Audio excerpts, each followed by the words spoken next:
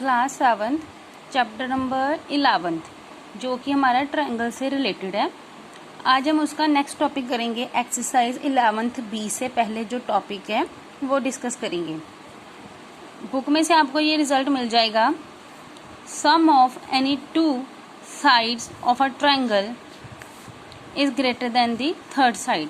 अगर आप अपनी बुक से देखो तो पेज नंबर 149 पे आपको मिलेगा sum of two sides of a triangle. Triangle की कोई भी दो साइड का जो सम होता है वो तीसरी साइड से ग्रेटर होता है। ये हमारी ये प्रॉपर्टी है, और अगर ऐसा नहीं हो रहा तो वो ट्रायंगल नहीं होगा। अभी फिलहाल आप ये चीज़ माइंड में रखो कि जो दो उसकी साइड्स हैं उनका सम मतलब उनको प्लस करके वो तीसरी साइड से ग्रेटर आना चाहिए। अगर वो ग्रेटर नहीं आ रहा तो वो ट्रायंगल नहीं होगा। अब इसके बाद जो सेकंड टॉपिक है इसी एक्सरसाइज को स्टार्ट करने से पहले, वो मेरा है पाइथागोरस थ्योरम। ये एक थ्योरम है पाइथागोरस थ्योरम, जो हमें ट्रायंगल की प्रॉपर्टी के बारे में बताती है, जिसमें हम राइट एंगल ट्रायंगल कंसीडर करते हैं। राइट एंगल ट्रायंगल मतलब जिसमें 90 डिग्री का एंगल हो एक। तो अगर मैं ये ट्रायंगल कंसीडर करूं तो इसमें ये वाला जो एंगल है वो मेरा 90 डिग्री का है। तो इस ट्रायंगल का नेम क्या हो जाएगा? Right angle triangle. Right angle के सामने जो साइड होती है उसको हाइपोटेन्यूज बोलते हैं। ये जो राइट एंगल के साथ है एक उसमें से परपेंडिकुलर होगी और ये वाली बेस होगी। राइट एंगल के बिल्कुल सामने 90 डिग्री के बिल्कुल सामने जो साइड होती है उसको हाइपोटेन्यूज बोलते हैं। एच इसका सिंबल है, और बाकी जो दो बच गई उसमें से एक परपेंडिकुलर और एक बेस। परपेंडिकुलर को पी से, बेस को बी से डिनोट करते हैं। इसको दूसरी तरह भी बना सकते हैं। अगर मैं ये वाला ऐसे बनाऊं तो ये 90 है ना, दिख रहा है सीधी लाइन है। इसके सामने जो होगा वो एच होगा, मतलब कि हाइपोटेन्यूज, और एक बेस और एक परपेंडिकुलर होगा। ये तो मैंने सिर्फ इंट्रोडक्शन दी है। अब थ्योरम क्या कहती है? पाइथागोरस थ्योरम कहती है H square equals to P square plus B square. H की अगर मैं 2 पावर करूंगी तो वो किसके इक्वल आएगा? पी की 2 पावर और बी की 2 पावर के सम के इक्वल। अभी मैं एक्सरसाइज स्टार्ट कर रही हूँ, उससे आपको ये क्लैरिटी हो जाएगी, और जिसमें ये दोनों फॉर्मूलेज या दोनों प्रॉपर्टीज लगाएंगे कि दो साइड्स को प्लस करके तीसरी से बड़ा आना चाहिए, और एक ये वाली Pythagoras theorem. 11th B exercise question number first part number A. First question में उन्होंने हमें बोला हुआ है कि हमने ये बताना है कि इन सब में से कौन कौन से ट्रायंगल्स हैं, तो उनकी साइड्स की लेंथ बता रखी है। कैसे करेंगे? कोई दो साइड्स को प्लस करके देखेंगे, अगर वो तीसरी साइड से बड़ी आ रही है तो हम बोलेंगे कि ये ट्रायंगल है। हर कोई भी दो साइड्स ले सकती हूँ, लेकिन हर कोई दो साइड जो है उनका सम तीसरी से बड़ा आना चाहिए। अगर मैं फर्स्ट का ए पार्ट देखूँ तो ये मेरे पास उसके सम की स्टेटमेंट है।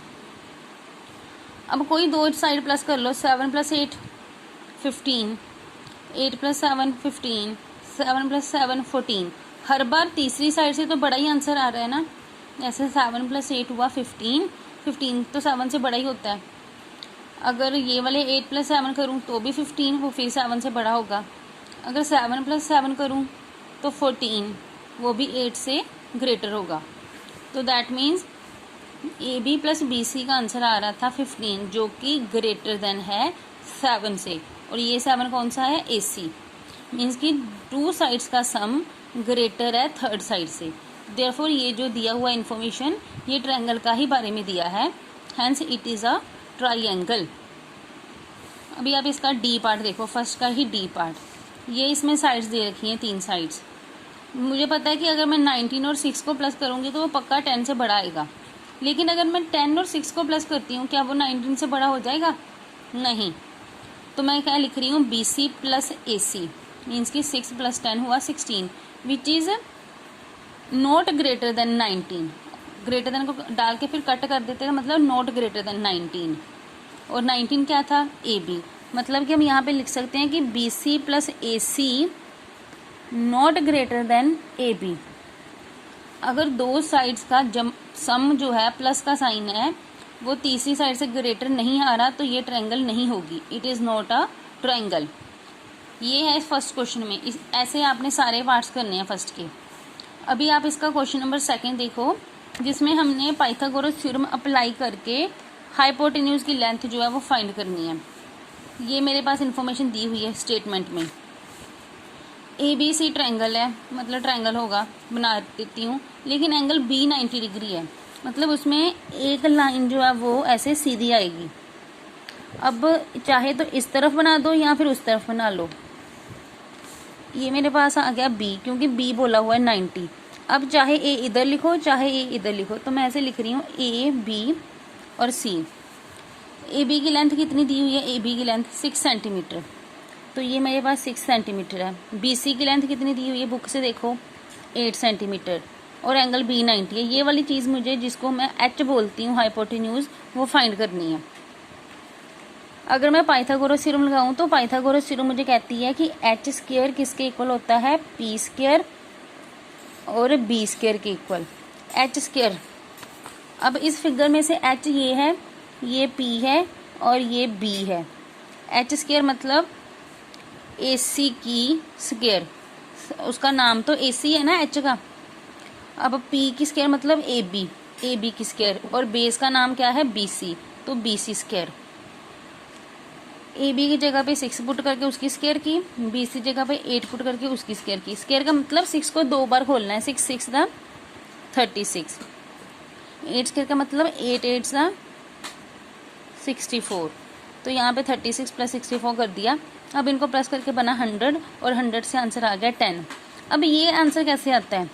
अगर बाई चांस मेरे पास आंसर आए 81 आ रहा है मेरा AC स्क्वायर का आंसर, इसका मतलब AC कितनी होगी? 9, क्योंकि 9 9 से 81 होता है। अगर 64 आए तो 8 आएगा, क्योंकि 8 8 से 64 होता है। अगर 36 आ रहा है तो 6 आएगा उसका आंसर, क्योंकि ये स्क्वायर है, ये स्क्वायर करके 100 बन रहा है। किस नंबर की स्क्वायर हुई होगी? 10 की। ऐसे अगर यहाँ पे 81 लिखा हो, किस नंबर की स्क्वायर हुई होगी? 9 की। तो वो हमने उसका स्क्वायर रूट जो है वो आंसर फाइंड कर लिया कि लेंथ जो है हाइपोटेन्यूज की AC वो कितना है? 10 सेंटीमीटर। अभी बाकी पार्ट इसके ऐसे कर रहे हो। ये मैंने आपको सेकंड का जो A पार्ट था वो करवाया है। अभी आप थर्ड का A पार्ट देखो, ये फिगर दी हुई है, बोल रहे हैं कि ये फाइंड करो X। अगर मैं इसको ध्यान से देखूं तो ये मेरे पास फिर 90 डिग्री वाला मतलब राइट एंगल ट्रायंगल है। पाइथागोरस थ्योरम कहती है कि H की स्क्वायर P की स्क्वायर और B की स्क्वायर के सम के इक्वल होती है। H मतलब AC square equals to P मतलब AB स्क्वायर, B मतलब BC, that is BC square. अब AC कितना दिया हुआ मुझे? AC 25, वो लिख के उसकी स्क्वायर की। AB कितना दिया हुआ है?